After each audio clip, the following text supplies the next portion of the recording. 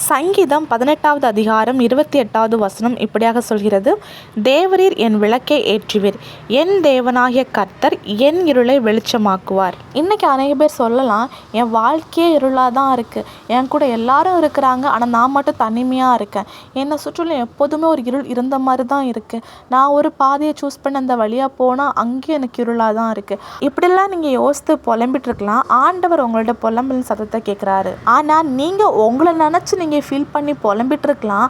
ஆனால் ஃபஸ்ட்டு உங்களை மற்றவங்களுக்கு பிரோஜனமுள்ள ஒரு பாத்திரமாக ஆண்டவர் மாற்ற விரும்புகிறாரு.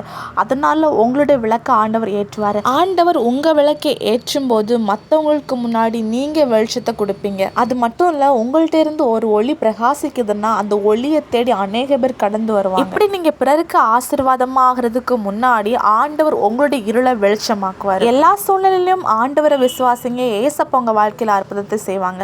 விசுவாசிங்க, அற்புதங்களை எதிர்பாருங்க. இயேசு கிறிஸ்துவின் நாமத்தில் ஆமென்.